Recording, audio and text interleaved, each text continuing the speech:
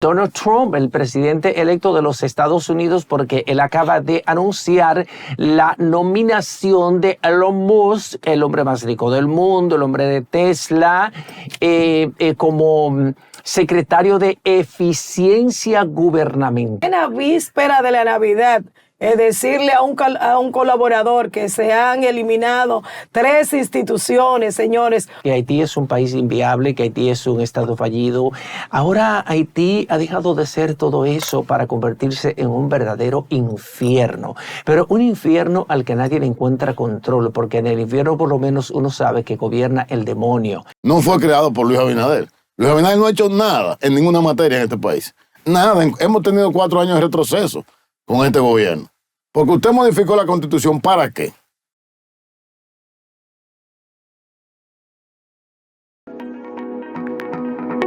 Señoras y señores, muy buenos días. Bienvenidos a Matutinos Un Mundo. Nosotros estamos altamente complacidos porque sabemos que contamos con su sintonía. Aquí estamos Maximiliana Mansueta, Ana Daisy Guerrero y José Tomás Paulino, quien les habla para acompañarlos durante estas 2 horas de análisis, comentarios y entrevistas con los temas de mayor importancia, los que más les importan a ustedes y también lo que está aconteciendo en el mundo. Hoy es miércoles, día 13 de noviembre del año 2024. Buenos días, chicas. ¿Cómo están? Además de hermosas.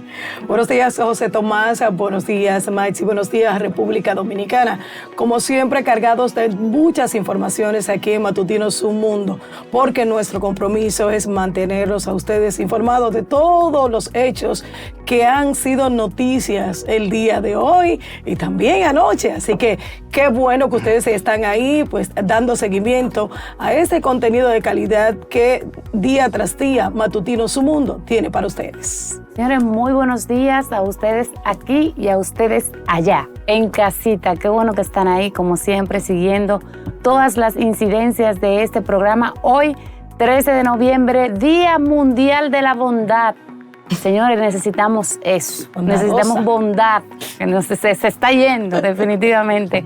Para nosotros un placer estar aquí y compartir con ustedes muchas informaciones que tenemos interesantísimas, tanto para debatir como para interactuar con nuestros invitados en el día de hoy. Un programa cargado, José Tomás. Cargado sobre todo porque el presidente de la República, el Poder Ejecutivo, ha hecho un anuncio importante que se enmarca dentro del plan de eficientizar los recursos públicos, de racionar el gasto público, y el presidente de la República ha anunciado mediante decreto la eliminación de 3 instituciones. Se trata de la Comisión Presidencial para la Modernización y Seguridad Portuaria, la Comisión Internacional Asesora de Ciencia y Tecnología y el Consejo Nacional de Población y Familia, CONAPOFA. Para ello, el mandatario firmó los decretos 637, 636 y 640 respectivamente. Entre las 3 instituciones manejaban una nómina mensual de 179.739.167 pesos, una nómina de con casi un centenar de empleados. Entonces, el Ministerio de Administración Pública ha explicado que las liquidaciones serían parte de unas 8 o 9 instituciones que prevé eliminar el gobierno en el periodo actual, 2024-2028, según lo proclamó también el presidente Luis Abinader. Y el MAP, el Ministerio de Administración Pública, ha dicho que gran parte de estos empleados serán reubicados en otras instituciones y que los que no, entonces serán desvinculados o liquidados, como dice uno. Pero en plena víspera de la Navidad, decirle a un colaborador que se han eliminado 3 instituciones, señores, hombres y mujeres que llevan el sustento a sus hogares. Si bien es cierto de que yo estoy completamente de acuerdo, por ejemplo, en el caso de CONAPOFA, que hacía la misma función del plan social de la presidencia, de verdad que ¿qué vamos a hacer? ¿Qué va a hacer el gobierno ahora con esos infelices que ahora estarían, según el Ministerio de Administración Pública, irían a sus hogares? Yo creo que debería analizarse, por ejemplo, el caso de estas personas y poderla pues vincular en otras instituciones. Por ejemplo, hay cantidades de entidades que pudieran pues recibir a esas personas. Ahora mismo yo creo que no hay condiciones. Estamos en Navidad, todo el mundo está esperando sus chelitos, el doble sueldo. Hay algunos de esos colaboradores que ya no tienen ni un centavo el día de hoy porque no han cobrado el doble sueldo y ya lo deben. Escuchen esto. Entonces yo creo que hay que darle un tratamiento muy especial, por ejemplo, a estas personas que van a ser desvinculadas producto de la eliminación de esas 3 instituciones. CONAPOFA, completamente de acuerdo, presidente. Excelente trabajo está haciendo en cuanto a la eliminación de estas instituciones. Sin embargo, estoy de acuerdo con esto. Claro. Sin embargo, con lo que no estoy de acuerdo es con la decisión del Ministerio de Administración Pública de que estas personas sean desvinculadas, algunas de ellas. Así que vamos a ponerle ojo porque es una situación demasiado grave de usted mandar a cantidades de personas a que se vayan a su casa, personas que tienen compromiso, que tienen hijos, que tienen sus familiares y que carecen de recursos económicos. Hay muchos infelices que trabajan ahí en CONAPOFA. Yo conozco muy bien a CONAPOFA. Bueno, es que estamos hablando de eficientizar. Y cuando hablamos de eficientizar, alguien va a salir perjudicado. Pero a mí, no, pero si tú me hablas de que voy a eliminar instituciones y esas personas las voy a llevar a otras instituciones, que no es que no estoy haciendo nada, porque al final la nómina pública la estoy manteniendo en el mismo nivel. Correcto. Lo único que no cobran en un lugar, sino que cobran en el otro. Entonces, ¿de qué eficiencia tú me estás hablando si al final esa misma cantidad de personas se van a quedar en la nómina pública? Pero la eficiencia simplemente se va a dar en el tema de que no se va a pagar energía eléctrica en el edificio, de que la luz y demás. Es lo único que tú me estás hablando de eficientizar, pero lo demás se queda igual. O sea, estoy de acuerdo contigo en el entendido de que la gente necesita su dinerito. Sí lo necesitan. Pero si tú me hablas de que vamos a eficientizar, es eliminar por completo la institución con todo y el que trabaje ahí, porque si no, no estoy haciendo nada. Me estoy quedando en lo mismo. Estoy de acuerdo, la gente necesita su chelito, pero vamos a la realidad. Si tú me hablas de tu eficientizar, tú me tienes que decir que esas cientos y tantas personas que trabajaban ahí lamentablemente van a tener que buscar trabajo por otro lado, porque ya no van a estar en la nómina pública del Estado. Bueno, mi amor, eso es lo que es eficientizar, pero no me vengas tú a decir que mandar, que sacar toda esa persona o eliminar esas instituciones. Que tú entiendas, yo entendí perfectamente lo que tú dices. No solamente a los desvinculados, yo estoy hablando es con respecto, por ejemplo, el funcionamiento está muy bien, porque independientemente de que se queden los colaboradores, el filtro, ese escape de recursos que hay por parte de algunos funcionarios que estaban dirigiendo hay que eliminarlo. Se va a eliminar, entonces claro que ahí sí. Hay una disminución del gasto público. No, claro, porque es que con la eliminación en sí de la institución ya comenzamos a eliminar de todo ese dinero que estamos derrochando en algunos lados. Eso es verdad. El hecho de que la gente necesite su trabajo, eso es verdad también y necesario. Lo que te digo es que también es verdad que para eficientizar hay que tomar en cuenta que la mayoría, o prácticamente en su totalidad, lo que no se necesiten de esas personas que estaban en esas instituciones, tienen que irse para su casa o tienen que buscarle otro modo de subsistencia, pero no se pueden quedar en la nómina pública, porque si no estamos en lo mismo. No es fusionar, es eliminar realmente.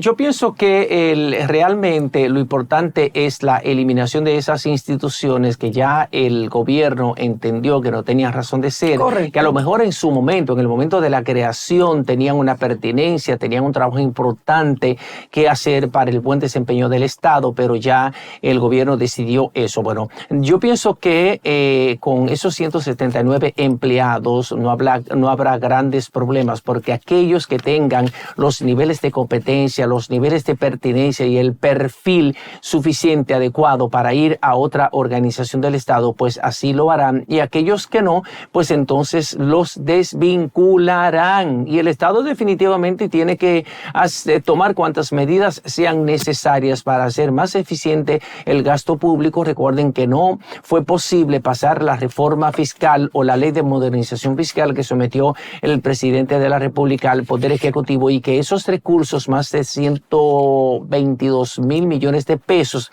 que iban a ser procurados por esa vía, el Estado va a tener que conseguirlos de otra manera. Y yo pienso que haciendo un uso eficiente, racional del gasto público es una vía importante. Mientras tanto, señores, vamos a ver un poquito en el plano internacional lo que está pasando con Donald Trump, el presidente electo de los Estados Unidos, porque él acaba de anunciar la nominación de Elon Musk, el hombre más rico del mundo, el hombre de Tesla, como secretario de Eficiencia Gubernamental. Y por lo pronto Elon Musk le dijo a todo el mundo en la administración pública que se preparen, porque todo el mundo tiene que ser eficiente, todo el mundo tiene que justificar el dinero que se gana, y que se acabó la chercha y que se acabó la fiesta en la administración pública. Política y política en toda la parte del mundo. Artistas el que aporte en la política se le apoya. Van a seguir cantando, van a seguir cantando. Los artistas que no apoyaron a Donald Trump van a seguir cantando. Muchos de esos artistas dijeron que se iban, hombre. Y a otros se le pagó. Y a otros se le pagó para que participaran. Entonces también Donald Trump anunció como gobernador de Arkansas, ¿verdad? Al gobernador de Arkansas lo anunció, lo nominó para ser embajador en Israel. Importante, tú sabes que un stop ahí. Una de las medidas que el presidente siempre hablaba, el presidente Trump, era precisamente de intervenir en esas guerras. Eso es una señal. Él desde el principio de gobierno designar a un embajador en Israel te está diciendo precisamente eso. Yo voy a apoyar a Israel y jamás en Gaza que se prepare. Eso es simplemente lo que el presidente Trump está diciendo ahí. También designó una persona en la Agencia Central de Inteligencia, en la CIA. Otro importante fue un enviado que mandará a Medio Oriente. O sea, de verdad que Trump está interesado en el tema de las guerras. Muy interesado en ese tema, y es lo que estamos viendo con las designaciones que está haciendo desde ahora. Ojo con Mira, eso. lo que yo quiero es que Donald Trump pues entre inmediatamente ahí en el Bronx, que comience a trabajar, señores. La cantidad de motocicletas que hay ahí en el Bronx. Hace poco yo estuve en Estados Unidos y yo pensé que yo estaba ahí en Cristo Rey, Sí, Guachupita, literal. ahí en Capotillo, La Ciénega, en esas demarcaciones donde regularmente hay muchas motocicletas por lo distante que están algunas personas de la vía principal. Entonces se utilizan las motocicletas aquí en esos barrios. Sin embargo, yo estaba en Estados Unidos, específicamente ahí en Manhattan, Washington High. Estuve ahí visité el Bronx, y cuando yo estaba ahí, yo pensé mínimo que yo estaba en una de esos barrios de esta ciudad capital, de las tantas motocicletas que hay, del irrespeto. Ahí está Eric Adams, que es el alcalde de New York. Sin embargo, no se ha estado haciendo, se están irrespetando las leyes de tránsito, que antes no se veía eso, señores. No, claro que no. Vemos esa motocicleta, cómo andan. Calibrando. Sí, pero, mi amor, sin placas, sin nada. Y la última medida que tomaron es, pues, incautar todas esas motocicletas y llevarla a un recinto, y lo que hacen es que la aplastan, que la llevan a un canódromo y aplastan esas motocicletas que no tienen esa placa para poder circular. Hacen ceritos, señores, en el Bronx, que nunca en la historia se había visto una cosa como esa. Hacen los ceritos, respetan, por ejemplo, las leyes de tránsito. Sí, hay un desorden, hay un desorden en el Bronx, pero vamos a... El tema del cannabis, Dios mío. Pero vamos a hablar un poquito de quién es el gobernador de Arkansas nominado para ser embajador en Israel. Este señor que de nombre Mike Huckabee, que será el embajador en Israel, es un firme defensor de Israel y su elección se produce cuando Trump ha prometido alinear más estrechamente la política exterior estadounidense con los intereses de esa nación que libra guerras contra Hamas, Gaza y Hezbollah en el Líbano. Mike ha sido un gran servidor público, gobernador y líder en la fe. O sea que coincide también en eso con Trump. Durante muchos años, dijo Trump en un comunicado. Pero también Donald Trump nominó a la gobernadora de Dakota, de una de las Dakota, para otro cargo también en su gobierno.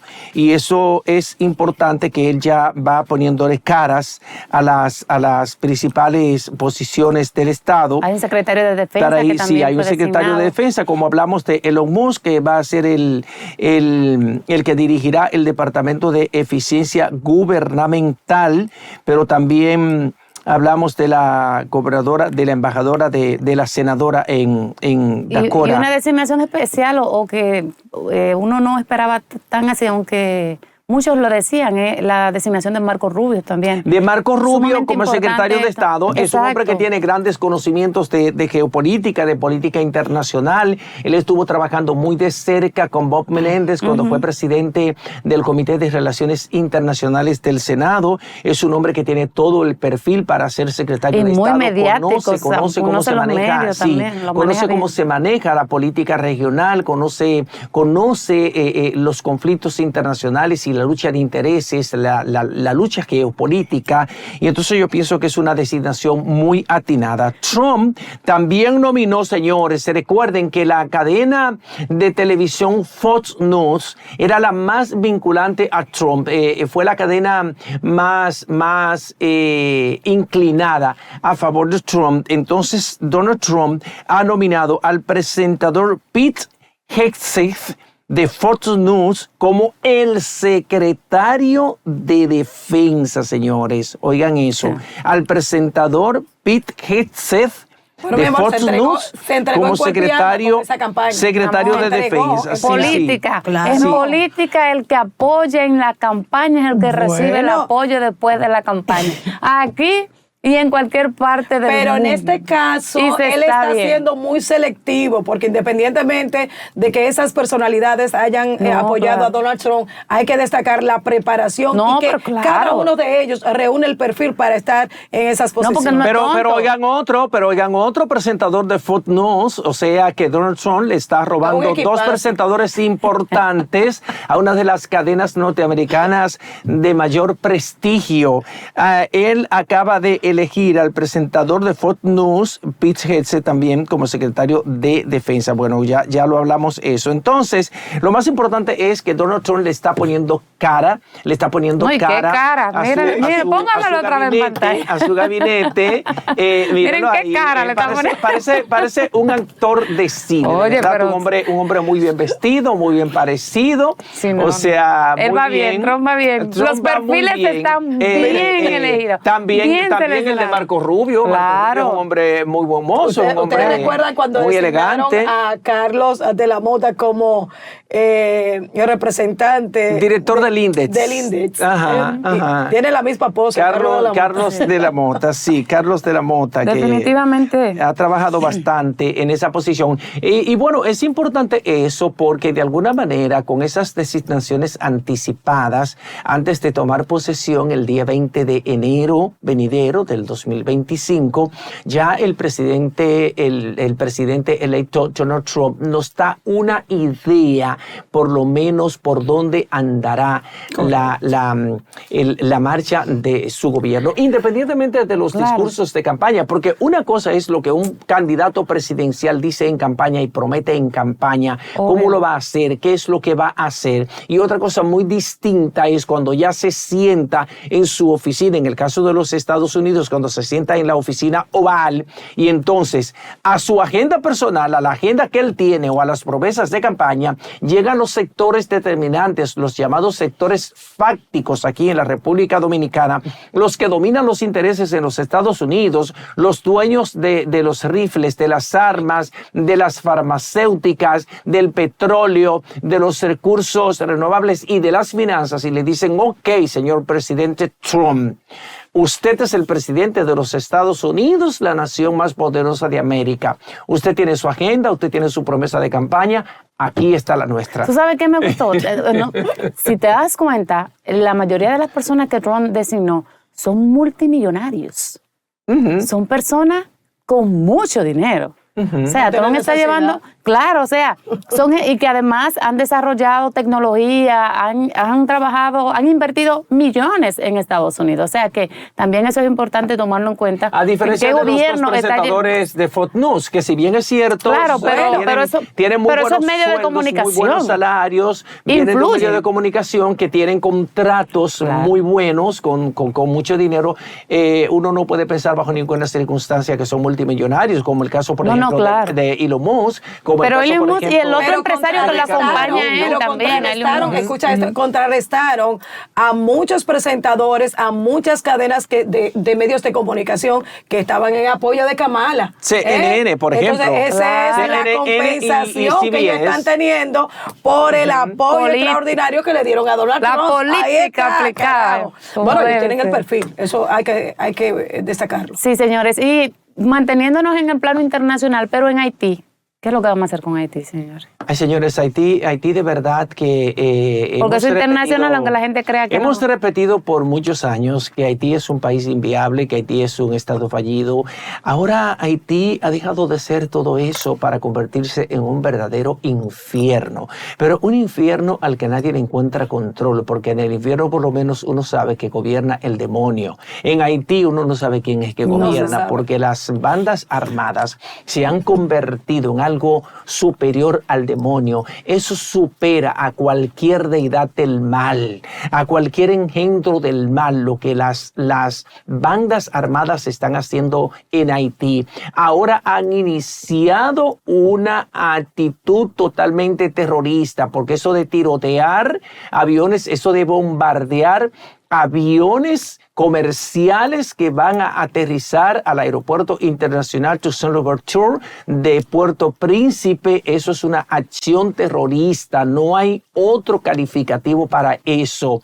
Ya fue afectado un avión de Spirit Airlines, fue afectado uno de JetBlue y fue afectado un avión de American Airlines, que fue el último al que sus ejecutivos le descubrieron un impacto de bala. O sea, que ya ninguna compañía aérea tiene la confianza de ir a aterrizar al aeropuerto internacional Toussaint Louverture de Haití. Están sembrando el caos, están recrudeciendo esa situación de desorden, de caos, de criminalidad, de violencia descarnada en la que han sumido a Haití durante los últimos años, durante los últimos 3 años. Y a propósito de eso, hay que mencionar que como respuesta, como represalia a esa oleada agresiva criminal que han iniciado las bandas, la Organización de las Naciones Unidas suspendió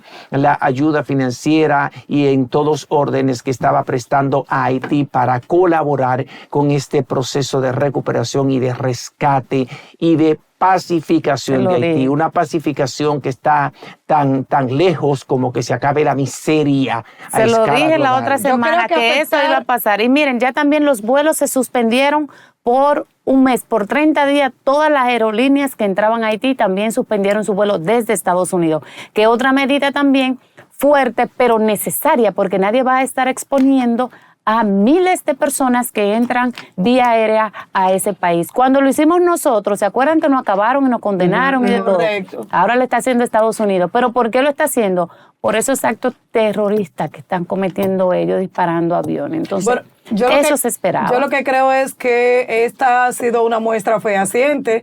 El impactar a esas aerolíneas le envía un mensaje muy claro a esas organizaciones internacionales de cómo anda realmente ese país de Haití. ese país que tantas organizaciones han estado defendiendo y que han demandado tanto de República Dominicana. Ahí hay una muestra.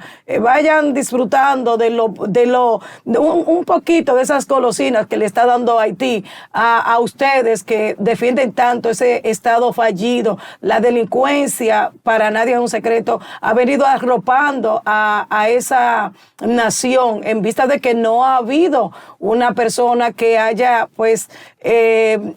organizado el Estado, que haya liderado, que le haya dolido y que pues se haya empoderado, así como se están empoderando esas bandas. Yo me imagino que en Haití esos representantes que día a día comienzan a emitir juicios sobre las violaciones de los derechos fundamentales de cada uno de esos nacionales haitianos. Entonces yo quisiera que ellos se empantalonen, que enfrenten a esas bandas para que puedan gozar del privilegio de tener una nación organizada. Mírenlo ahí lo que está pasando en Haití. Mira, eso ahí hay una muestra. Eso de que la ONU no va a enviar ayuda humanitaria, señor, eso es grave. Ahí está. Eso es grave porque estamos hablando de un país donde en este momento, lamentablemente, no hay forma de subsistencia si no es a través de ayuda. Siempre ha sido así en Haití.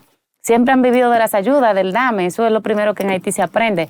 Pero ahora mismo, negar esas ayudas humanitarias, eso es gravísimo. Pero eso obviamente pone a República Dominicana en una situación muy difícil, sobre todo porque tú sabes lo que va a seguir pasando, ¿verdad? Claro. Obviamente que se va a incrementar la cantidad de indocumentados que van a entrar aquí, porque no es verdad que nadie se va a dejar morir de hambre a un paso de un país donde hay comida.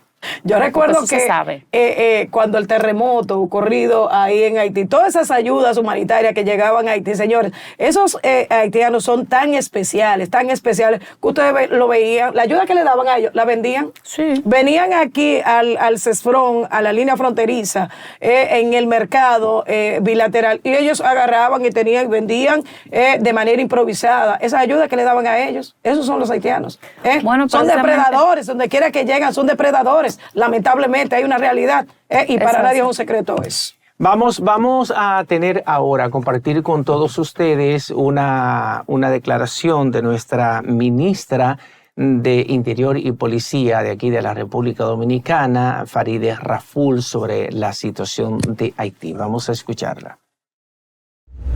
Nosotros tenemos nuestras fronteras fortalecidas, nosotros tenemos el espacio aéreo fortalecido todo el tiempo y estamos en reunión permanente con todos los organismos de seguridad. Estamos al tanto de lo que ocurre todo el tiempo y estamos vigilantes para que a la República Dominicana se mantenga la protección que manda la soberanía nacional, tal y como dice la Constitución. Le toca al Ministerio Público revelar todos los detalles de la investigación que está en curso. Es una investigación un poco compleja, no se trata de una de dos personas. El Ministerio Público, en su debido momento, cuando inicie los procedimientos del lugar, dará a conocer al público general quiénes son las personas involucradas, los rangos que tenían, cómo.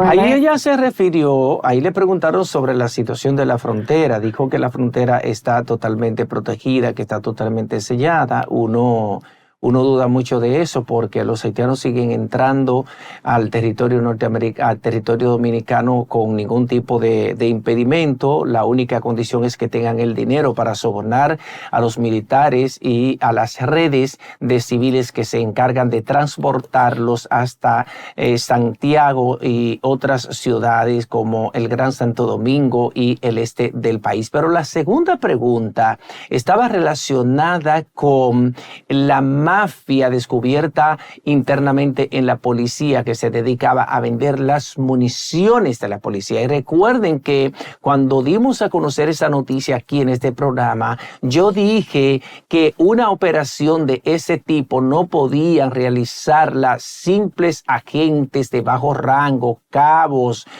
alistados, tenienticos, que para operar una red que se dedicaba a robarse las municiones de la policía y venderlas, en esa red tenían que estar miembros de alto rango, miembros de la oficialidad de la Policía Nacional, y uno espera que esa investigación la hagan con todo el detenimiento, con todo el cuidado, con todo el celo, para que no se queden como siempre los grandes jerarcas disfrutando de todo el dinero que ganaron con esa operación ilícita, con esa operación irregular, con esa operación delictuosa, sino que paguen las consecuencias, que no solamente sean los de bajo rango, para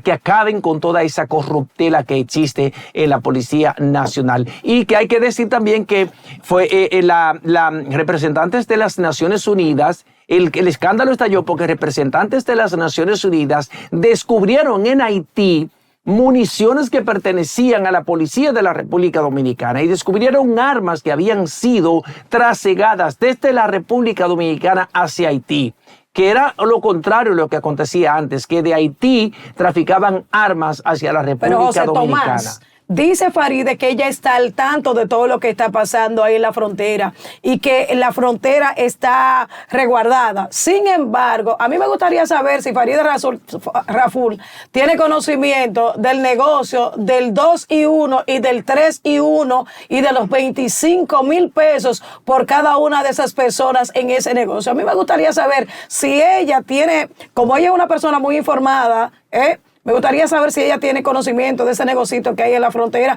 donde están involucrados altos militares en ese negocio ahí en la frontera. Ese es un asunto que le corresponde directamente al Ministerio de Defensa, porque el control y la seguridad y protección de la frontera es una responsabilidad exclusiva del Ministerio de Defensa. Ahora, Farideh Raful, como ministra de Interior y Policía, tiene que estar vinculada al tema de la migración, de las deportaciones y de la política migratoria, porque ella es la jefa de la Dirección General de Migración. La Dirección General de Migración depende del Ministerio de Interior y Policía, de modo que no creo que Farideh Raful... Bueno, mi amor, pero la Dirección de Migración trabaja con el Ejército también. Sí, pero la seguridad como tal de la frontera depende del Ministerio de Defensa. Eso está claro. Y Farideh Raful debe referirse única y exclusivamente al tema de la política migratoria, y ella no necesariamente como ministra de Interior y Policía tiene que estar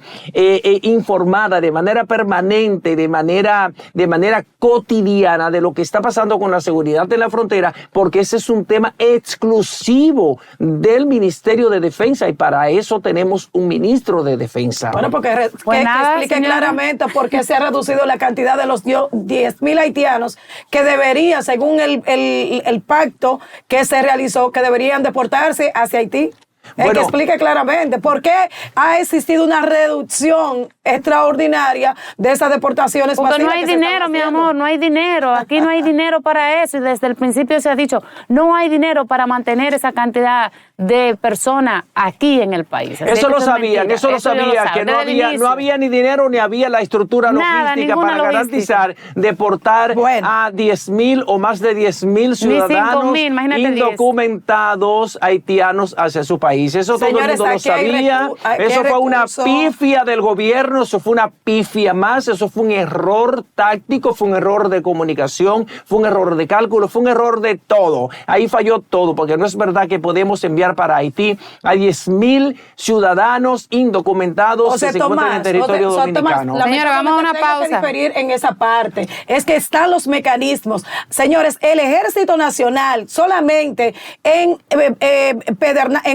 Valverde Mao, en Barahona y San Juan de la Maguana, 8,500 haitianos diariamente deportan. Entonces, ¿cómo es posible que no tengan los mecanismos si los vehículos que se utilizan son del Ejército Nacional? Eso es lo que dicen. Eso es lo que dicen los entendidos en la materia. Es lo que dicen. Los entendidos en la materia. Las estadísticas lo establecen claramente. Bueno, vamos a hablar de algo. Fue algo muy ínfimo. 10,000 haitianos deportados de la República Dominicana hacia Haití. Fue una cuota muy pírrica para migración. Vamos a hablar de algo mucho más gratificante para nosotros, y es enviar nuestra solidaridad al presidente presidente de la Cámara de Diputados en nombre de Multimedios Su Mundo, el señor Alfredo Pacheco, que fue sometido a una intervención quirúrgica por situaciones de próstata, salió perfectamente bien, como lo escuchamos decirlo ayer en el hemiciclo, y entonces nosotros mostramos nuestra solidaridad con él, nosotros como comunicadores y también Alfredo. Multimedios Su Mundo. Un hombre que de verdad siempre está ahí, atento a los medios de comunicación, atento al llamado que se le hace desde las distintas plataformas, y nosotros desde aquí, desde Multimedios Su Mundo y desde este matutino, pues enviamos toda la solidaridad para el presidente de la Cámara Baja, Alfredo Pacheco. Un abrazo fuerte desde aquí. Bueno, nuestra solidaridad para con Pacheco, esperamos que su pronta recuperación. Vamos a ver un video con nuestro colega y amigo y hermano que está atravesando por una situación difícil en estos momentos. Que recientemente tuve que ser intervenido quirúrgicamente de un problema prostático que desde hace aproximadamente 3 meses venía sufriendo ya de manera crónica. A pesar de la sonrisa que siempre hay que mostrar, tuve un problema bastante serio que quiero dar las gracias al doctor Henry de los Santos, médico dominicano, que fue el que determinó que debía hacerme unos estudios bien profundos sobre el tema. También quiero agradecer al equipo de la clínica Abreu, que fueron las personas que después de varios días de mucho trabajo me diagnosticaron el problema final que tenía, sobre todo el urólogo Nelson Ramírez Troche. Y finalmente, Nelson Ramírez Troche y la señora Caroline Antequera, que fueron las personas que me ayudaron a producir el diagnóstico. Obviamente, hice las diligencias del lugar y finalmente fui intervenido hace hoy 15 días por el doctor David Babak Samadis, quien es una eminencia, al igual que los demás, con equipos de última generación.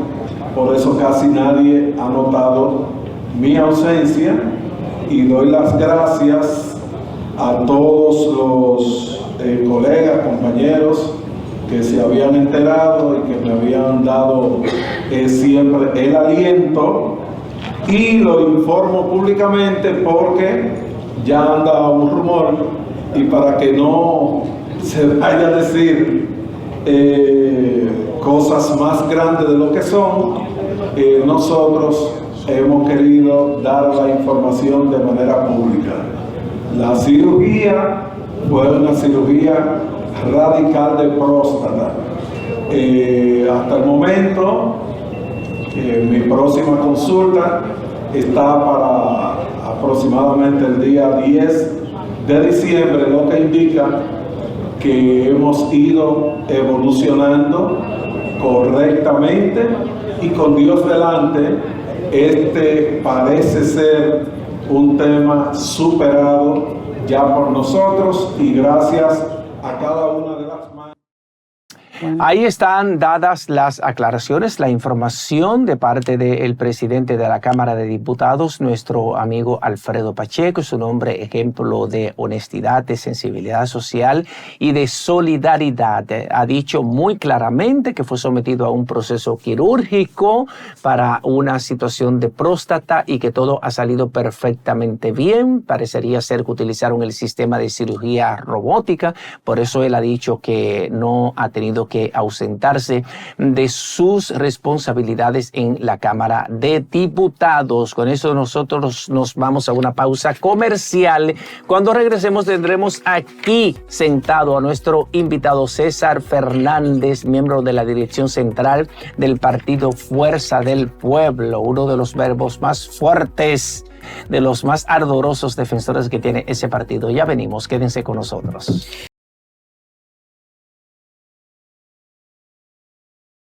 Como anticipamos en nuestro bloque anterior, tenemos aquí a nuestro invitado, miembro de la dirección política del partido Fuerza del Pueblo. Está con nosotros el ingeniero César Fernández, a quien damos la bienvenida. Buenos días. Buenos días, César. Y para que no me llame la atención, mi querida madre, Fernández Florencio. Sí, claro. La Magda se pone guapa si no mencionamos César su apellido. FF. César FF, como me dice Rafael Paz, Coffee, CAF. Oh.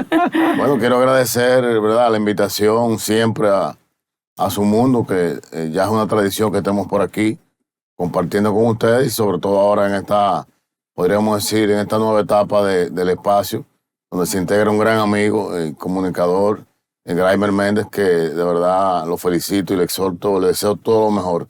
Y aprovechar este inicio de la conversación antes que ustedes cojan los fusiles y me lleven al paredón, de solidarizarme con mi querido amigo, el presidente de la Cámara de Diputados, el diputado Alfredo Pacheco. Ayer él mismo informó sobre un tema de salud que tuvo y que fue intervenido exitosamente en el Centro Médico Homs, el de Santiago. Así que, Alfredo, que te mejores, que estés bien y que te puedas integrar poco a poco a los trabajos. Cógelo suave, no te lleves de la velocidad de la política, porque la salud está primero. Así que un fuerte abrazo para ti. Así es. Ayer le fue variada la medida de coerción a Jochi Gómez, a Hugo Veras y al señor Pedro Dionisio Padovani. Los principales imputados en la operación Camaleón, que investiga el Ministerio Público, todo por el escándalo con un contrato por más de 1.300 millones de pesos en el Intran. Hubo una reacción muy ríspida, muy iracunda de parte de dirigentes del Partido de la Liberación Dominicana, que cuestionan que el Ministerio Público y que ciertos jueces están siendo selectivos en la aplicación de las medidas de coerción, porque, por ejemplo, mientras a gente del PLD le mantuvieron medidas de coerción consistente en prisión preventiva por mucho tiempo, a estos tres del caso Camaleón le variaron la medida de coerción de prisión preventiva a presentación periódica e impedimento de salida. Mira, particularmente yo, César Fernández, desde que iniciaron todos los casos de corrupción, estamos hablando del 17, el 18, por ahí, con los casos de Odebrecht, la República Dominicana siempre ha mantenido la misma posición. Entiendo que las medidas, hay 9 medidas de coerción, la más extrema es la prisión preventiva, que nunca debe llegarse a esa, a menos que, evidentemente, haya las pruebas suficientes que le indiquen a los jueces que la están viendo que es necesario impedirle la libertad a esa persona. Lo dije en el caso de Odebrecht, y no entiendo por qué el PLD dice eso, porque en el caso de Odebrecht nadie duró más de 90 días. Se le fijó 18 años y medio, pero salieron a los 90 días y los últimos 2 que salieron a los 120 días. Es decir, que también fueron variadas en beneficio de los imputados. En esta nueva etapa de persecución al delito administrativo del Estado, que es la de la actual Procuraduría General de la República, ha habido una fiesta de sentencias adelantadas. Es decir, todo el mundo es culpable, usted tiene 18 meses en la costilla, como decimos los dominicanos, y entonces después se averigua. Si usted es inocente, usted ya tiene 1 año y 6 meses preso, tuvo 1 año y 6 meses preso, lo que es una barbaridad. Nuestra posición en el partido es que siempre se respete el debido proceso en cada caso. Si usted tiene capacidad de influir en el proceso, entonces tiene que estar aislado. Ahora, si usted no tiene esa capacidad, estamos hablando del caso del Intran, que tiene un año y algo ya que salió el señor Hugo Veras de ahí. Bueno, ya los jueces han decidido que lo haga desde su casa, inclusive ni siquiera tiene prisión domiciliaria, pero yo lo que pienso más que nada, por la salud del Estado Dominicano y por toda esta lucha que hay de la transparencia, de la independencia del Ministerio Público, etcétera, que los casos que se presenten sean contundentes, sean veraces y tengan las pruebas suficientes para culpar o para liberar a una persona, porque si no, mire el caso de Odebrecht, hay sobornados sin soborno o sobornos sin sobornado, al final no hay nada. Pero era otro ministerio público, porque el caso de Odebrecht fue manejado de manera antojadiza por Jean Alain. Estaba ahí, ella tenía una oficina ahí en la Procuraduría. Pero quien lo manejó fue Jean Alain. Bueno, pero estaba ahí. Entonces, o sea, el Ministerio Público es el mismo. Desde el 2010, señores, aquí el Ministerio Público es de carrera. Aquí hay un consejo superior del Ministerio Público. ¿Y hay independencia en ese Ministerio Público? Es que la independencia lo tiene la gente. Si usted es serio, usted es serio. Si usted es bandido, usted es bandido. Pero no importa quién lo ponga, cómo lo pongan. Pero ¿cómo evalúa la tú, persona? César? Por ejemplo, yo te digo un caso. ¿Cómo tú evalúas ahora mismo este ministerio? Yo evalúo a un político en una posición, como el caso de don Milton Rey Guevara.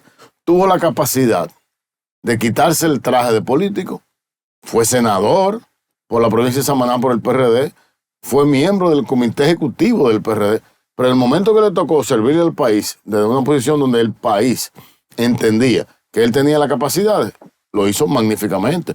Radamés Jiménez Peña era director de Asuntos Jurídicos del PLD, pero cuando le tocó ser Procurador General de la República, se puso primero en ¿cómo se llama esto? En recesión en el partido y ejerció sus funciones. No hay ninguna queja, todo lo contrario. Y Henry Molina ha hecho lo mismo. Y Henry lo ha hecho también. Entonces, es decir, que el hábito no hace el monje.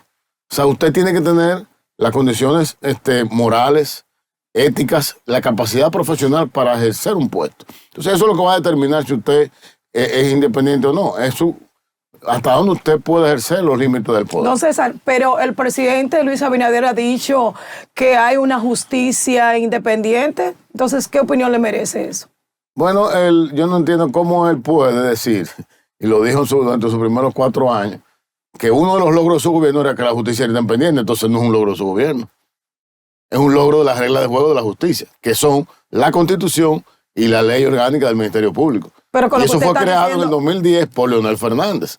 No fue creado por Luis Abinader. Luis Abinader no ha hecho nada en ninguna materia en este país. Nada. Hemos tenido 4 años de retroceso con este gobierno. Porque usted modificó la Constitución, ¿para qué? Para decir que usted es un paladín, que usted no iba. No, presidente Abinader, usted no iba. Con esa Constitución, con el trapo que usted hizo, no iba para ningún lado. Porque la Constitución lo decía, el artículo 124 establecía claramente 2 periodos y nunca más. Para usted ir, usted tenía que modificarlo. Que usted lo movió al 268 para que entre en la categoría de pétreo. Yo le hago una pregunta a ustedes 3. A ver si me la pueden contestar. ¿Qué es pétreo?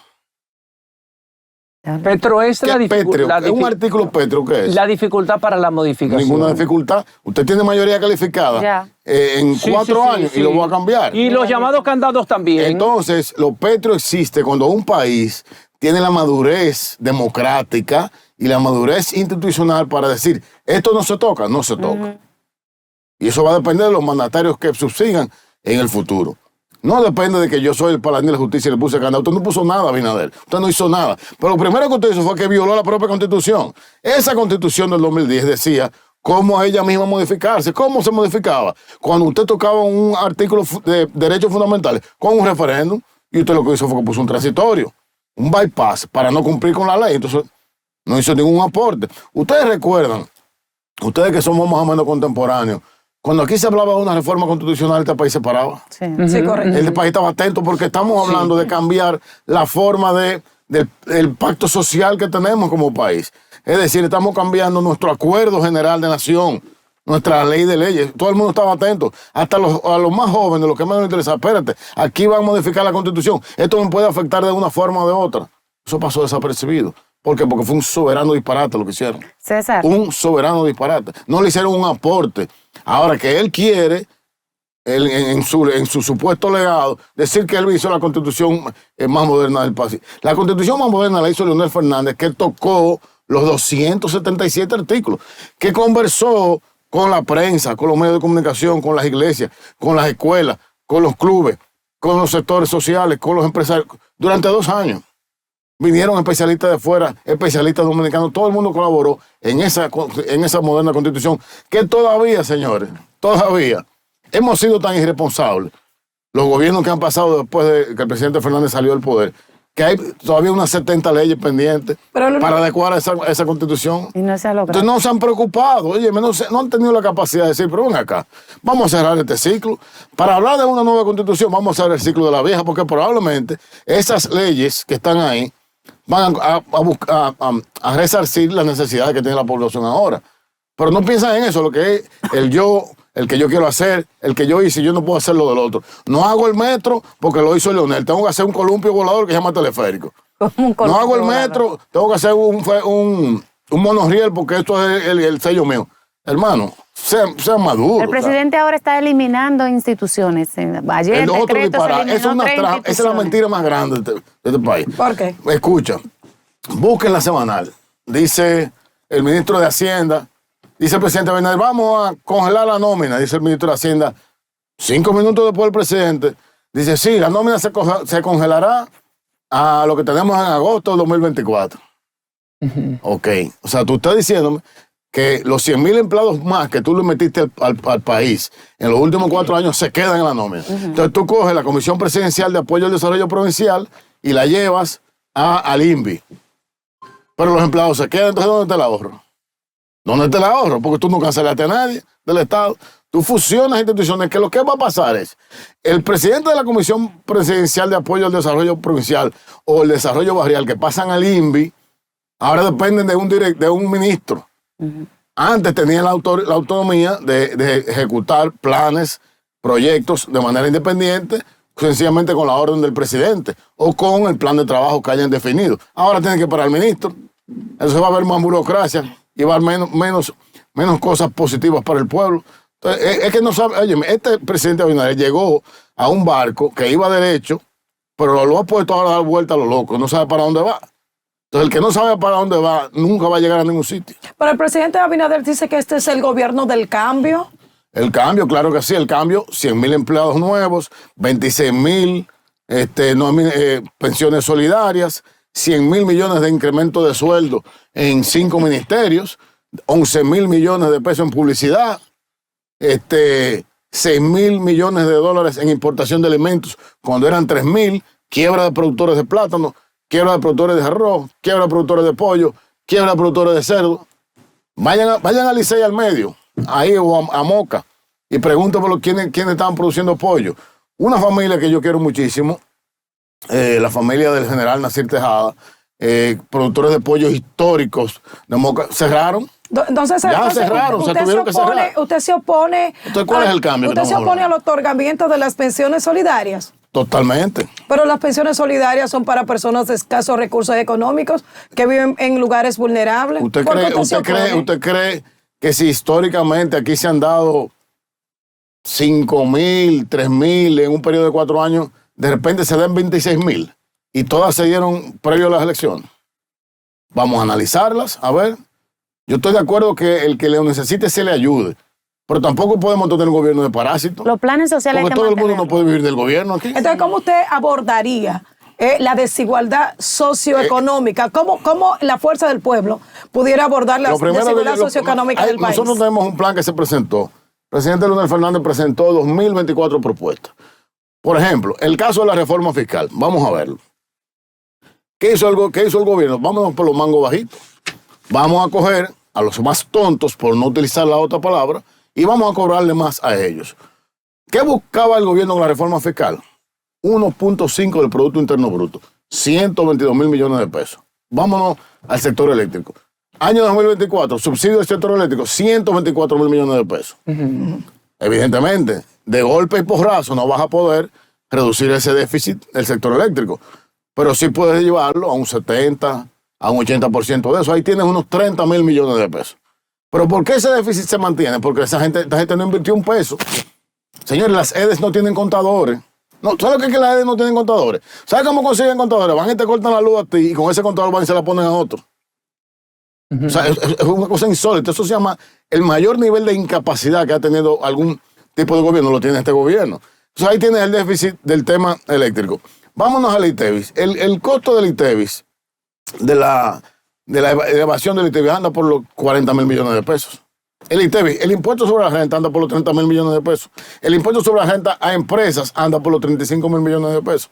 Si tú sumas no se ataca el sector todo, empresarial aquí. ¿tú sabes entonces, cuánto es la evasión? Ajá. La evasión de impuestos del términos generales de la República Dominicana, el 3% del PIB. Hay miedo a atacar a los empresarios porque los empresarios son los que más evaden. Yo no estoy en el gobierno para saber si hay miedo o no.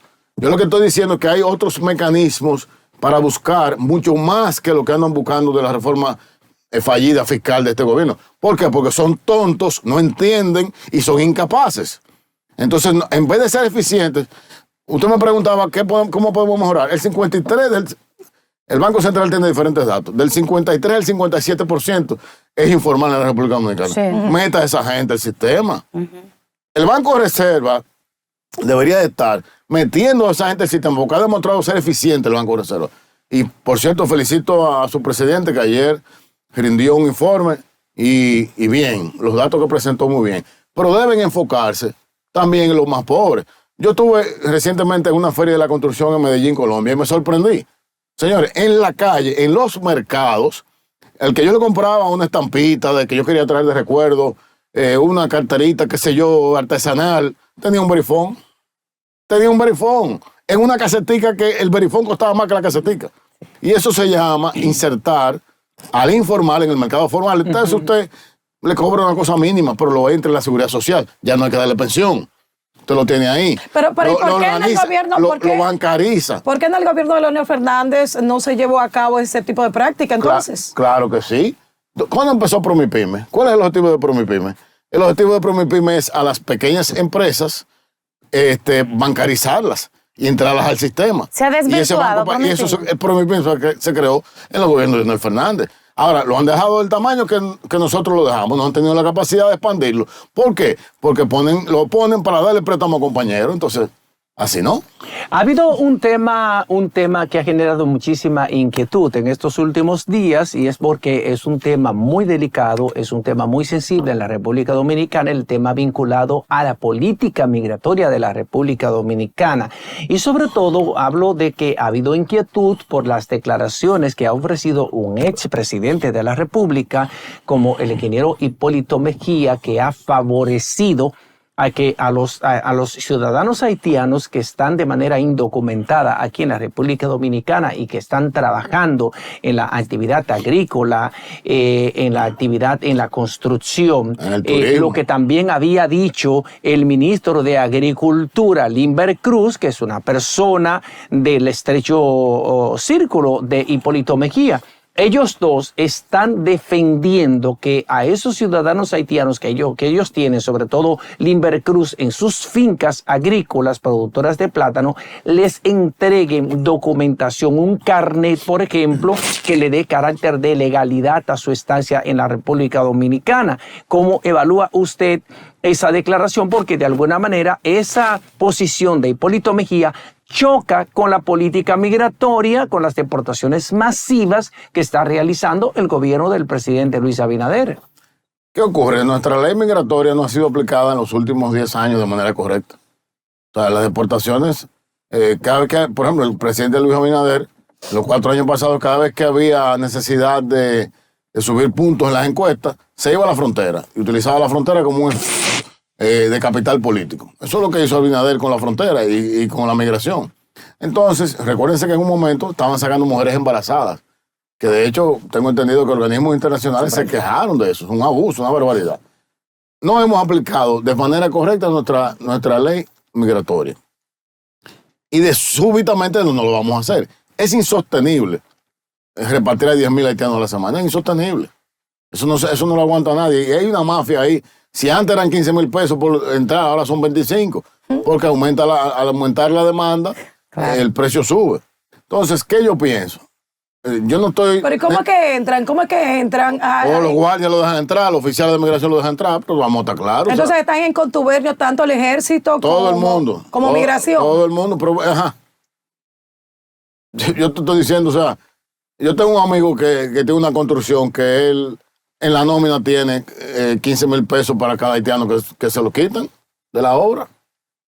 Entonces yo lo que pienso es que ante una nueva realidad del tema de la migración haitiana en los sectores productivos, como tú mencionaste, construcción, sector agrícola y el turismo, señores, vayan a Punta Cana para que vean cómo está el haitiano, ¿eh? Eso es increíble. Yo me sorprendí, yo fui a un torneo de golf en el este, no voy a decir en qué parte, y el caddy, o sea, la persona que te ayuda con los palos era haitiano, y yo, pero ven acá, y esta gente ya están aquí, haitianos. Entonces, pienso que el país debe hacer una gran mesa de trabajo, donde estén los partidos políticos, estén los sectores más importantes, y enfocar de manera distinta este tema, y ver qué salida se le puede dar. No sé, no, lo de Hipólito siempre es un invento, se salta con cosas y dice cualquier cosa. Yo pienso que esto es un tema serio, que sobre todo esos sectores productivos que utilizan esa mano de obra deben tener una participación, el Estado como tal, pero también proteger nuestro Estado. O sea, es como decía un amigo mío, tú tienes aquí 200,000 niños haitianos que están estudiando. ¿Cómo tú le vas a hablar de Duarte? Tú no le vas a hablar de Duarte a ellos, ni te van a querer que tú le hables de Duarte, ni sus padres van a querer que tú le hables de Duarte. Quieren otra cosa. Entonces, yo pienso que hay que equilibrar, buscar una salida y que todo el mundo aporte y que todo el mundo se sacrifique. El Estado, los que se benefician de esa mano de obra, y todos los involucrados, y ellos que también que tengan la capacidad. Lamentablemente no hay Estado. Ahora acaba de colapsar la comunicación aérea con este tema del asalto al aeropuerto Toussaint-Louverture. Es decir, en vez de ir hacia adelante, van hacia atrás en ese país, y nosotros tenemos que buscar nosotros sí nuestra propia salida y resolver nosotros nuestros problemas, pero todos juntos, no de manera unilateral. ¿Qué piensa en la fuerza del pueblo? Estados Unidos está en la víspera de iniciar una nueva gestión, un nuevo mandato del expresidente Donald Trump, que ha sido el vencedor abrumadoramente en las elecciones del 5 de noviembre pasado. Ya ha comenzado a ponerle caras a las principales posiciones en el gobierno y de hecho ya nombró un embajador en Israel, un tema que para el presidente Donald Trump es neurálgico, es vital. ¿Cómo nos iría a la República Dominicana en esta política exterior del nuevo gobierno del presidente Donald Trump, tomando en consideración de que en los 4 años de gobierno de Joe Biden, la República Dominicana no tuvo un embajador? Tuvimos un nominado primero que después fue rechazado por el Senado, y luego designaron a Carlos Irizarry, un ciudadano norteamericano de origen boricua, de origen puertorriqueño, que tampoco ha sido ratificado por el Senado. O sea, nos pasamos los 4 años de gobierno de Joe Biden sin un embajador en la República Dominicana, lo cual dice claramente la poca importancia en términos geopolíticos y económicos que ha tenido la República Dominicana para la administración de Joe Biden. ¿Cómo tú piensas que nos iría con Donald Trump? Bueno, lo primero que digo con respecto al cuatrenio pasado, que no tuvimos embajador, yo lo veo como un mensaje político. No tuvimos embajador, pero siempre hubo encargado de negocios. Es decir, los negocios no se pararon. No. Las exportaciones a Estados Unidos no se pararon, ni las importaciones de allá hacia acá tampoco se pararon. Es decir, que la parte económica no se vio afectada. Ahora, el mensaje político sí estuvo claro. Y usted sabe que los yanquis cuando dan un mensaje, dan un mensaje. ¿Cuál es el mensaje? Bueno, no sé, porque yo no estoy en el gobierno. Hay que ver qué mensaje le dieron a él. Pero ¿cuál es tu muy lectura? informado. No, ¿Cuál es tu lectura, Bueno, César? eso a mí me enseñaron de chiquito que eso se llama pau pau. Cuando te dan un pau pau. Pero pau pau, ¿qué es eso? Bueno, tú sabes cuál es los Estados Unidos, cómo se maneja. Por intereses. Intereses. Intereses. Ellos son sus intereses. No tiene que ver con nada esa gente. Fíjate cómo estaban buscándole el lado a Maduro hasta que se volvió a complicarse, pero le abrieron todo. Porque tenían un interés. El tema de la guerra de Ucrania, el petróleo sube, queremos ese petróleo. O sea, esa gente, sus intereses. Entonces los acercamientos con China los ponen a ellos medio arisco. Entonces, de que tú piensas en abrir un negocio y poner una planta en un Montecristi y los chinos están como metidos y ahí se pone la cosa complicada. Entonces ellos funcionan así. Ellos te dan tiempo, pero te dan señales. Con respecto a lo que nos espera con Trump, hay que esperar. Yo pienso que, evidentemente, todos nosotros tenemos mucha familia en los Estados Unidos. Y todo el que me decía de mi familia ya que iba a votar por Trump le preguntaba que por qué. Económico. Y me decían sencillamente una razón, la economía. Me decían, César, aquí tengo el que es Uber, trabajo menos, tengo menos clientes. El que es Uber que reparte comida, tengo menos. El que hace comida para vender, vende menos. Entonces la economía está mala. Que cuando Trump no estaba así. Entonces ese es el referente de la gente con que yo he podido conversar en este último año, que siempre uno, cuando viaja, le pregunta a los taxistas, en los negocios, en las bodegas dominicanas, y esa era la respuesta, porque la política internacional, la política global, el dominicano allá no le presta mucha atención.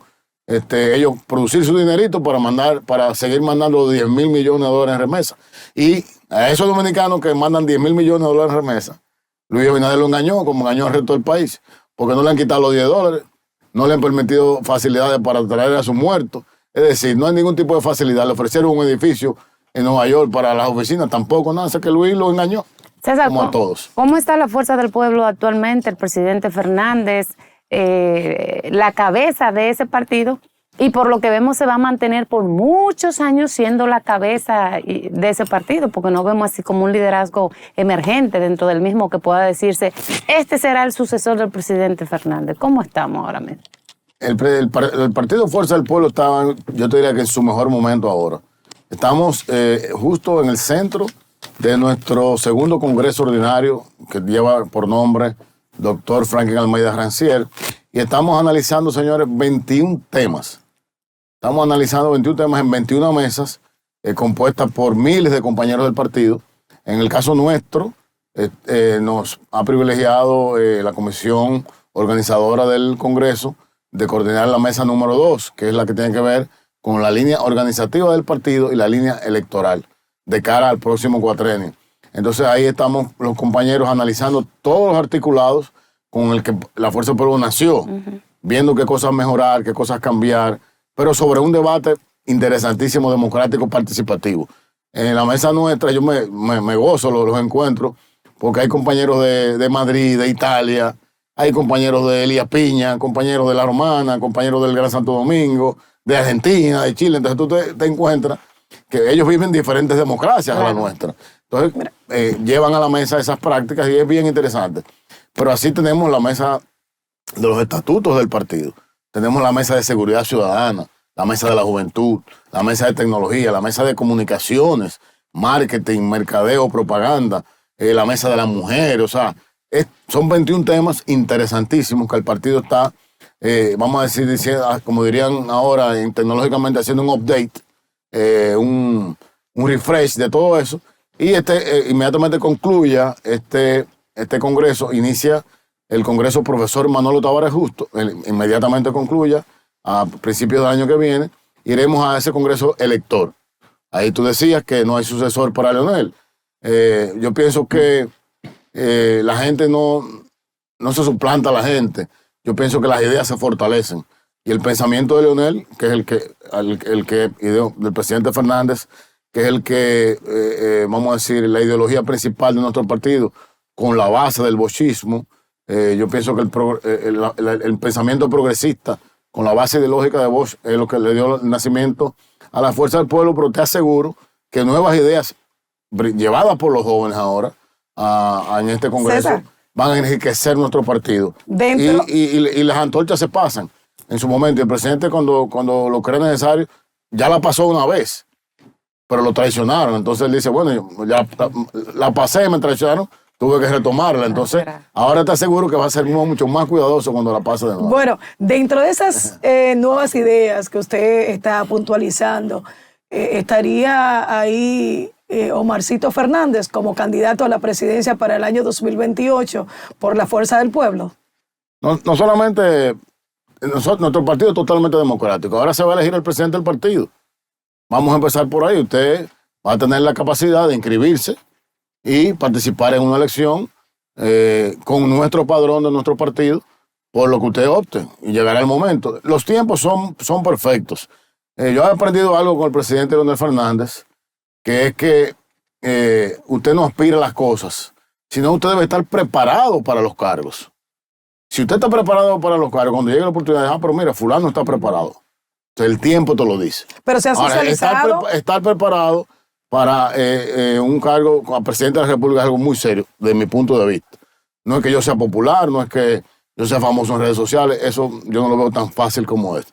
Cada día nuestro país va en una complejidad mayor, nuestra economía con un déficit de un 3.5 del PIB, nuestra producción agrícola en el suelo, este problema migratorio que ustedes han visto, nuestras relaciones internacionales complejas, un sector productivo nacional, industrial también amenazado, el turismo amenazado por México, por Jamaica, por Puerto Rico, por otros grandes desafíos. Entonces no es tan fácil. No es tan fácil. O sea, que se pudiera ver a Omar Fernández como candidato a la presidencia de la Fuerza del Pueblo. En su momento. En el 2028. En su momento, no, usted le puso fecha. No, lo pregunto yo. No, usted le está poniendo fecha. Yo le digo que en su momento, no solamente el compañero Omar, nuestro senador del distrito y un líder de la juventud de nuestro partido y del país, así lo demostró, otros compañeros tendrán la oportunidad. Pero yo te lo pongo fácil. Estamos en época de pelota, por cierto. Felicidades a mi querido equipo del Escogido, que estamos en primer lugar y los Tigueritos del Licey ahí como a 4 juegos. Yo te lo pongo como en pelota o en béisbol, para que no me malinterpreten. Recibió la antorcha. No, en béisbol, cuando tú vas a una serie mundial, tú llevas a tu mejor lanzador o a tu mejor bateador. Y en la pasada serie mundial, que fue en el 2024, el mejor bateador que tuvo la Fuerza del Pueblo, que obtuvo un 30%, se llama Leonel Fernández. Entonces, si de aquí al 28 ese es el bateador que se mantiene como él está en salud, practica todos los días, te saca la bola por el center, te saca la bola por el right, entonces evidentemente será el bateador de la Fuerza del Pueblo. Ok, César, no podemos dejarte ir porque como tú eres ingeniero, aquí en la República Dominicana, sobre todo en la capital, tenemos un problema muy grave, un problema cíclico, un problema histórico al que ningún gobierno ha querido entrarle porque es un tema que requiere muchísima inversión. Y es el tema del deterioro del drenaje pluvial de la ciudad de Santo Domingo, que una vez el presidente de la República, Luis Abinader, dijo que para solucionarlo se requeriría una inversión de por lo menos unos 5.000 millones de pesos. ¿Por qué es que no se toma una decisión definitiva? ¿Por qué no hay la dedicación de resolver este problema, por lo menos para aminorar el tema de las inundaciones? Yo te decía hace un rato que el problema a mí me enseñó alguien una vez que el problema de los políticos es el ego. O sea, todos los políticos tienen problemas de ego. En el año 2016, el presidente Leonel Fernández presentó al país un plan que ustedes deben haberlo escuchado, que se llama RD 2044. Se trata de la planificación en infraestructura en ese momento, del 2016 hasta el 2044. Claro. ¿Por qué el 2044? Porque el 2044 es el año de nuestro bicentenario. Celebraremos el bicentenario de haber tenido nuestra nación, 1844-2044. Entonces él decía que, bueno, ¿cómo es la visión del dominicano? ¿Cómo nos vemos los dominicanos 200 años después? Evidentemente, en democracia plena, un desarrollo económico importante, con niveles de crecimiento del ser humano también avanzado, es decir, un desarrollo integral. En esa planificación utilizamos la infraestructura como médula central del desarrollo. Y usted dirá, bueno, pero ¿por qué infraestructura? Es muy sencillo, porque la infraestructura es transversal a todo. Si usted habla de turismo, necesita las carreteras, necesita los aeropuertos, necesita los puertos. Si habla de educación, necesita los edificios, las infraestructuras para albergar educación básica, educación media, educación superior. Ahí está la infraestructura. Si usted habla de desarrollo agropecuario, usted necesita los canales de riego, necesita las presas, etc. Si habla entonces de salud, necesita las clínicas, los hospitales. Es decir, todo tiene que ver con infraestructura. Entonces nosotros en un trabajo impresionante que hiciéramos compañeros de la Fundación Global Democracia y Desarrollo, desde el 2012 hasta el 2016, 4 años de estudio, yendo provincia por provincia, verificando los problemas con la gente, con todas las fuerzas vivas de las provincias, hicimos una planificación al 2044. Esa planificación se la entregamos al gobierno de ese momento, que hablaba de unas 4 o 5 obras por provincia, claves que había que hacer por cada 4 años. Si usted la hacía, eran 27, 30 obras por las provincias, al 2044 iba a tener los problemas básicos resueltos, entre ellos el drenaje pluvial. Entonces, ¿qué pasa? Nunca nos hicieron caso, el ego de los políticos. El presidente Abinader, cuando recién se instaló, el presidente Fernández le puso en la mano también RD 44. Mire, presidente, esto es un esfuerzo que hemos hecho, no es mío. Bueno, lo engavetó. O sea, que ustedes han aportado también. En infraestructura lo engavetó porque en 4 años, ya 5 que va a tener de gobierno, no ha podido hacer 7.3 kilómetros de línea de metro. Cuando Leonel Fernández, en 8 años, manejando 2 crisis de verdad, 2 crisis, una bancaria y una financiera económica global, hizo 28 kilómetros de metro con 1.400 millones de dólares. Están estancados en el metro de Los Alcarrizos y han gastado 1.200 millones. No hay dinero, César. Gracias al ingeniero por estar César aquí. Fernández, miembro de la dirección política del partido Fuerza del Pueblo. Ha sido nuestro invitado en esta mañana aquí en Matutino Su Mundo. A ustedes, amables televidentes, nos desconectamos por escaso tiempo, pero regresamos con el contenido que falta de este programa.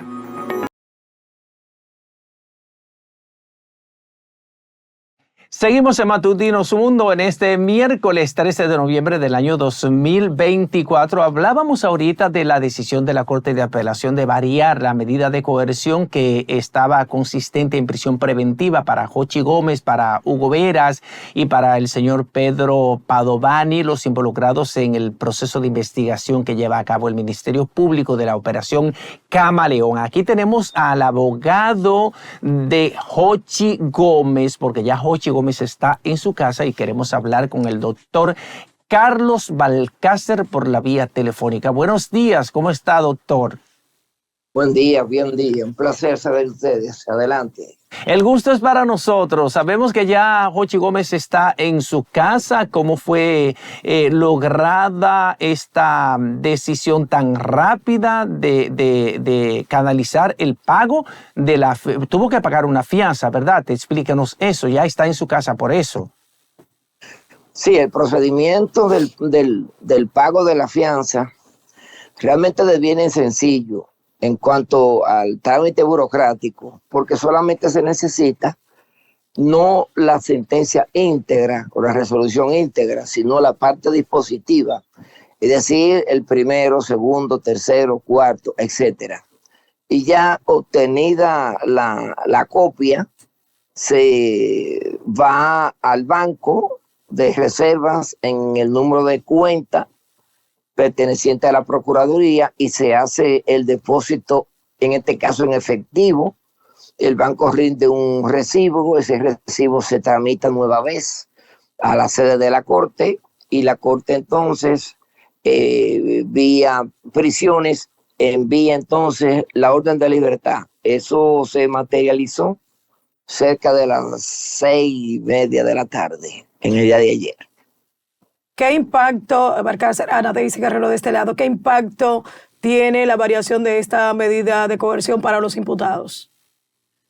No tanto para los imputados, sino incluso para la propia población. Y hay que asimilar la cosa con entusiasmo y con optimismo. ¿Por qué? Porque lo importante en este caso no es que hayan personas presas, con excepciones. Si tú me dijeras a mí, Guerrero, por ejemplo, que está tratando de una investigación de 2 individuos que desde un motor dispararon a la cabeza a un teniente de la policía por Guaricano y que ya obtuvieron su libertad, ya el tema es muy difícil. Oye, ¿por qué?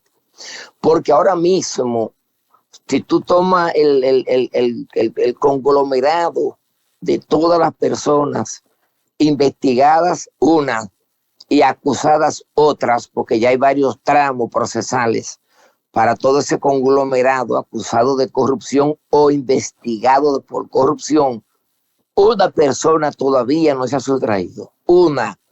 Estamos hablando de 4 años y 3 meses de gobierno.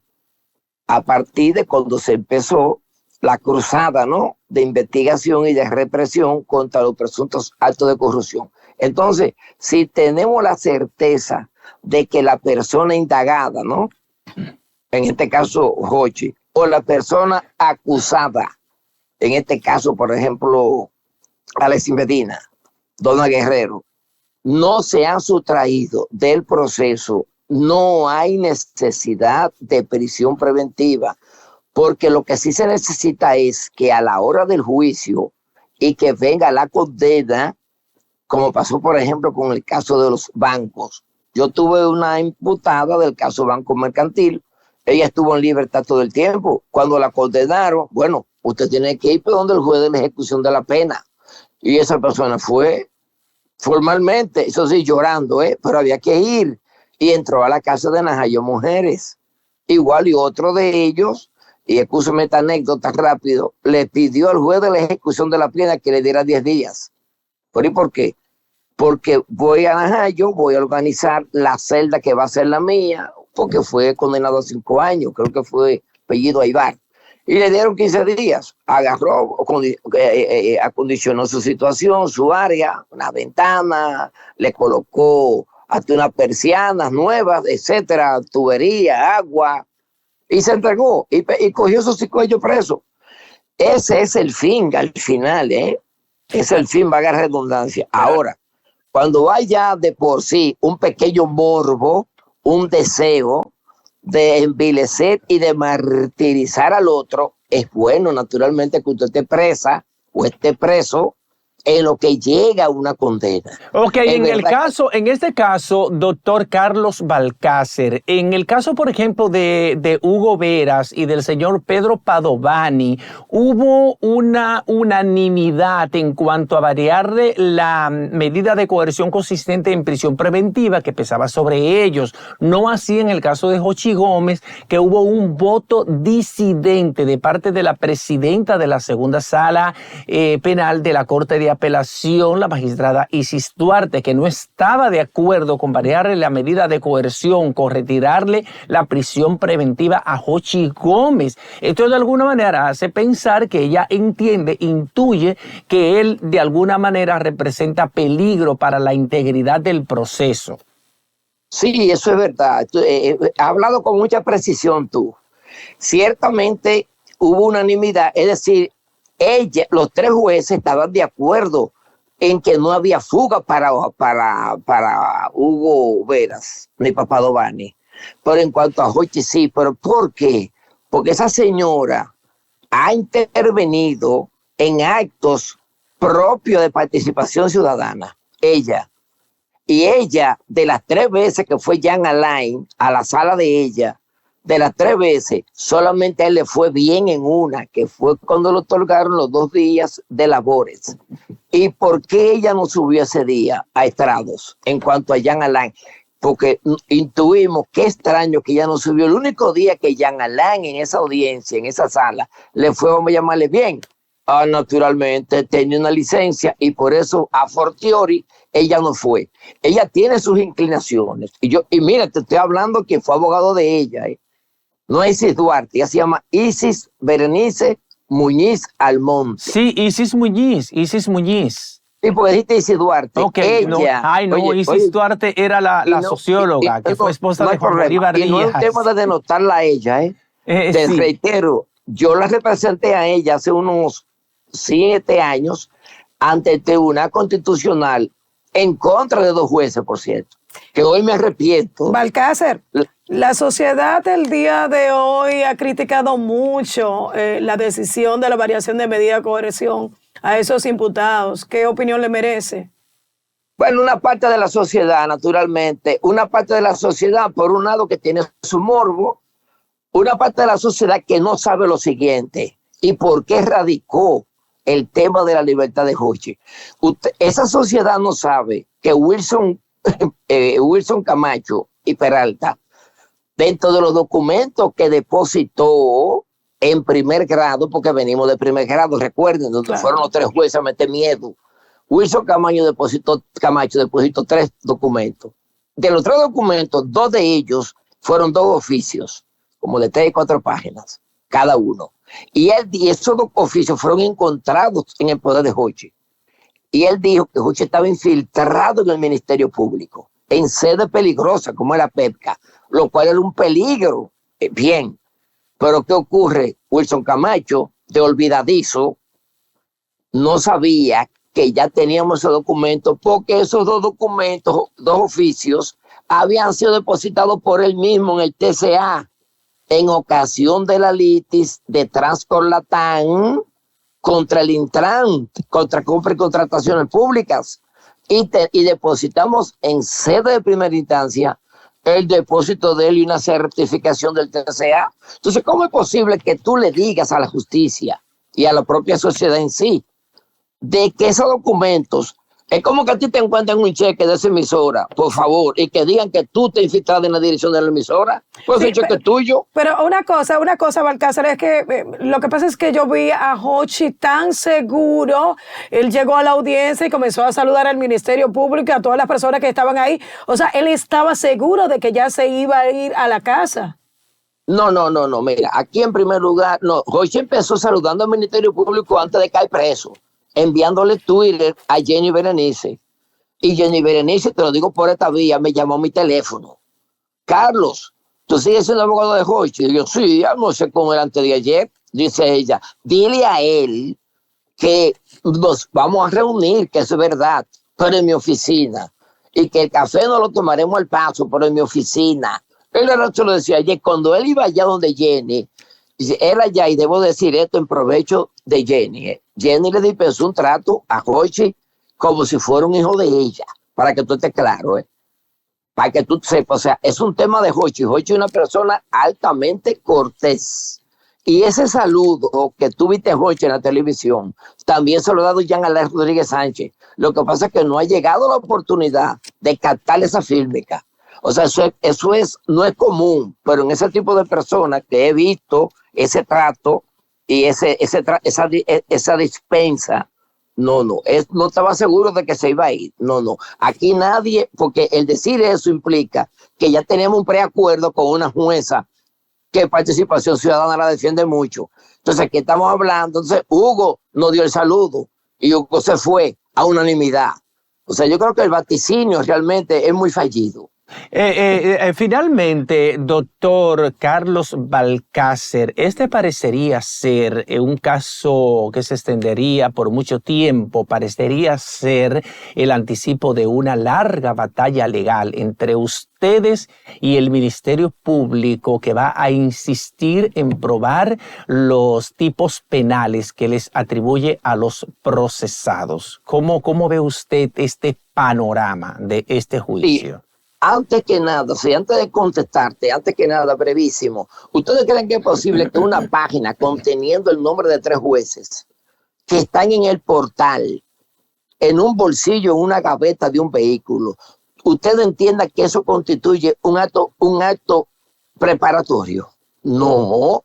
Hay 2 cosas, se llama el iter criminis, que es el tránsito de la comisión de la infracción. Iter criminis, o sea, principio de ejecución. Ahí sí. ¿Por qué? Por ejemplo, te encontramos el papel que decía lo siguiente: nota, Graimer sale 7 de la mañana, se dirige al colegio tal, de ahí va a tal sitio, luego al Palacio de Justicia, sale a las 4 de la tarde o a las 5, luego tal. Momentito, aquí hay unas notas que evidencian un seguimiento. Todavía eso no es un principio de ejecución, sería un acto preparatorio. Los actos preparatorios no son punibles. Háblame ahora de un papel con 3 jueces en blanco, simple y llanamente. Bien, en cuanto a lo que plantea del tiempo, es un tema que siempre lo persigue el Ministerio Público. Y yo hasta le doy extrañeza a eso, porque el Ministerio Público le encanta, está enamorado de la complejidad de los casos. Decláramelo complejo, claro que sí. 4 te lo declaramos complejo y tú tienes 18 meses para tú hacer un acto conclusivo. No hay problema. Llegan los 18 meses y tú nunca terminas el caso de investigarlo, entonces tú vienes con la prórroga. Es decir, como el deudor, el malapaga o el pobre que cogió cuarto prestado, no tiene dinero y le pide una gracia al banco, o al prestamista o a la financiera, no hay problema, cógete tus 2 meses. Te dan los 2 meses y tú de malapaga como siempre hay que intimarte entonces a ti. y tú te mandas corriendo y tú vienes a incidentar las intimaciones. Y después de ahí a ti se te ocurre la brillante idea de estar inventando con 12,000 páginas y con 10,000 páginas y con 5,000 páginas. Cuando a Donald Trump lo acusaron con 86 páginas solamente. De 34 cargos penales. De 34 cargos penales. Sí, de 34 cargos, eso es verdad, pero él solo. Ah, él solo. Y aquí tú estás hablando de un grupo de 46. Y la un grupo de 12. La querella que tú sometiste, que usted sometió contra las dos juezas y el juez que estuvieron en la vista preliminar, una querella por orden, digamos, disciplinario. ¿Qué éxito puede tener esa acción? Muchísimo éxito. Puedes hacer cualquier tipo de apuesta que aunque sea una molestación le va a venir a ellos. Porque ellos fueron primero a intentar sorprender a los inspectores. Ya fuimos interrogados. Del equipo de abogados fue interrogado uno de nosotros, formalmente, en audio grabado. Y en segundo lugar, ellos intentaron mentir a los inspectores, diciendo que cuando ellos tres fueron allá, que sorprendieron a la policía, había un receso. Entonces, los inspectores siguieron investigando y vieron no, la jueza estaba ahí cuando ustedes fueron. Es más, los abogados estaban exponiendo.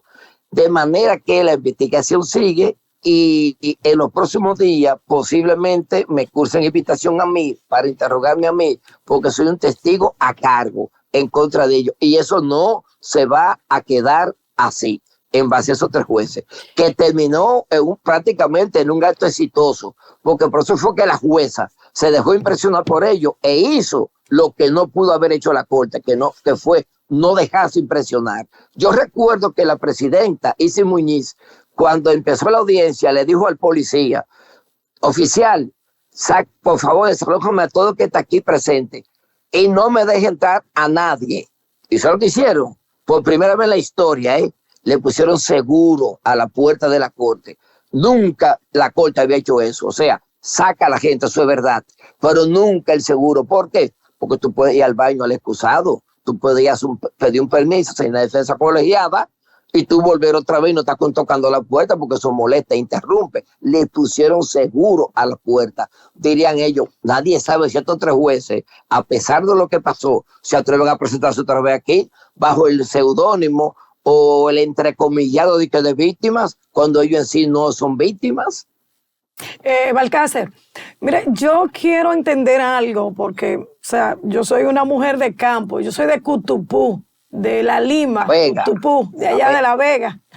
Mira, yo quiero entender algo, porque es que como que no puedo decodificar. Usted en una audiencia, antes de entrar a una audiencia, había anunciado de que tenía un aparatito y que con ese aparatito usted podía apagar la red semafórica del Gran Santo Domingo. ¿Se dio lo que usted estaba anunciando ese día? Mira, lo que pasa, déjame explicarte algo. Ahora que tú hablas de Cutupú, ahí hizo la pasantía la mamá de mis hijos y yo enamorada de ella ya hace muchísimos años, La Vega. Fíjate. Somos buenos todos. Lo primero es que yo, en primer lugar, no rindo excusa por lo que yo dije y no me arrepiento. Yo dije eso. ¿Por qué? Porque se trataba de un contrato sinalamático perfecto. Yo cumplo, tú me pagas, yo cumplo. Bien. Pero cumplieron con apagar la red. O sea, había un contrato de trabajo entre el gobierno y Transcolatán. Bien, ¿qué ocurre? El gobierno entonces había parado el pago, no hay problema. Pero los semáforos había que seguir reparándolos, los semáforos averían. Por ejemplo, los semáforos no quieren nada con apagones, la luz LED no quiere nada con apagones ni con aguaceros. Bien, ¿qué pasó de ahí en adelante? ¿Tú sabes por qué no se interrumpió eso? Porque realmente el contrato siguió. Si tú te pones a escuchar bien a Morrison, contrataciones públicas suspendió el contrato, pero recuerdo lo que dijo Morrison en la rueda de prensa. Seguimos trabajando con Transcolatán porque se necesitaba. Ahora, déjenme darle un dato interesante a ustedes. Ustedes saben que es posible que el apagón semafórico de agosto haya sido por causas accidentales, a causa del Intran. Veamos por qué. Ya el PEPCA tiene el celular de Hochi, donde Hochi le escribía al Intran como a Polanco, un colega amigo, donde le decía, tengan cuidado con el cambio de las tarjetas. Eso es muy delicado, mucho cuidado. Eso es como tú abrir un computador que tú no conoces bien, porque el mismo Intran reconoció en un informe que sus miembros no tenían la capacidad de esa tecnología de punta. Tengan cuidado. Eso se envió, que se pueden quemar algunas tarjetas. Ya el PEPCA envió su al DICAT, entiendo yo, porque le enviamos una propuesta de diligencia y eso se habló personalmente allá en la Procuraduría. 2, hay fotos del personal cambiando las celdas y cambiando las tarjetas. Y hay un audio de uno de los técnicos del Intran que dice textualmente más o menos así, pero con ese ya es una vulgaridad española. Coño, ten cuidado, ¿cómo tú le pones la mano a eso? Textualmente, eso está en el celular de Hochi y eso la Procuraduría lo está indagando. Ese va a ser la piedra angular de este problema, Entonces, si uno se puede analizar cuál es la necesidad de la interrupción semafórica, si la necesitábamos, si seguíamos trabajando, por ejemplo, con los drones en la frontera. ¿Usted por qué fue que vino la destitución de Venancio? Usted sabe lo de Venancio. Venancio sabía lo que estaba haciendo el ejército en la frontera. El director de migración. Estimulando el cierre de la frontera. Por ahí están los drones, señores. Ahí están los drones. Y ahí está Gabirondo, viceministro de Seguridad, que dirigía a Aurix, y todavía ese señor, y es justo, no lo han citado porque no hay por qué citarlo, porque muchos de esos crímenes que en la semanal decía el señor presidente que estaba bajando la tasa de criminalidad, era por todas esas cámaras que estaba captando delincuentes en la calle. Ustedes sabían que tenemos más de 10 oficios de las fiscalías comunitarias o barriales, fundamentalmente de vías agrícolas, resolviendo homicidios y robos con violencia en horas de la madrugada por las cámaras. Oficios recibidos por nosotros. Recibido por la fiscalía, y Wilson Camacho no ha dicho dónde estaba boca mía con esos fiscales. Para una cosa, Auris era terrorista, era espía, y para otra cosa te beneficiaba a tu presidente para decir que la criminalidad ha descendido. Doctor Carlos Balcácer, ¿qué sigue ahora con su cliente Hochi Gómez, ahora que está en la casa, que le fue variada la medida de coerción? Ahora sigue lo más interesante. Ahora tú vas a ver un Hochi que no va a salir de la Procuraduría solicitando indagatorias, llevando documentos, llevando datos importantísimos, llevando el por qué el MIDE, o sea, el Ministerio de Defensa, en el gobierno de Danilo firmó el documento. Ahora entendemos por qué a Paulino Sen legítimamente no se le ha vuelto a citar, porque ahí no se le puso una pistola en la cabeza. Ahora vamos a llevar documentación de que por qué ese contrato pasó al MIDE en el gobierno de Luis Abinader sin ningún tipo de inconveniente y con beneficios. Ahora viene lo bueno, ahora viene la prueba para los morbosos de que no hay ningún tipo de sustracción, que el discurso preventivo y asustadizo del Ministerio Público de que viene el cuco, que viene el cuco, que viene el cuco no viene nada. O sea, no va a haber ningún tipo de sustracción del proceso. Todo lo contrario. Nosotros vamos a depositarle al Ministerio Público de ahora en adelante todo un amasijo de documentos y piezas de convicción que van a procurar la búsqueda de la verdad, independientemente de que haya perjuicio o no.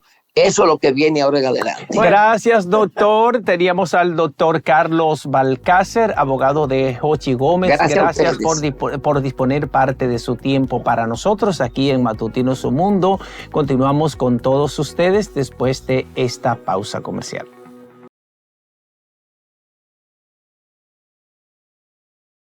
Seguimos con Matutinoso Mundo. Ayer el Foro Permanente de Partidos Políticos de la República Dominicana hizo un reconocimiento al presidente de la Junta Central Electoral, Román Andrés Jaques Liranzo, y a los demás miembros del Pleno.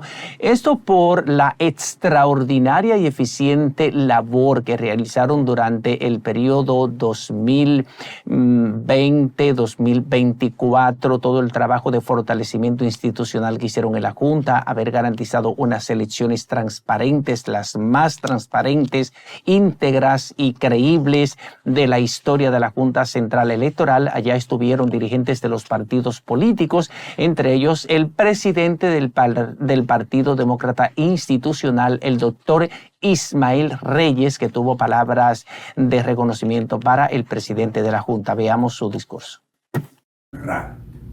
Y pienso que no solo los partidos políticos, sino también que la República Dominicana como nación, como sociedad de un colectivo en toda América Latina, sienten el orgullo de tener una Junta Central Electoral que en todo el trayecto pasado no tuvo una sola nube en el cielo de su funcionamiento como órgano electoral. Estamos convencidos de que para este proceso 24-28 habrá igual conducción.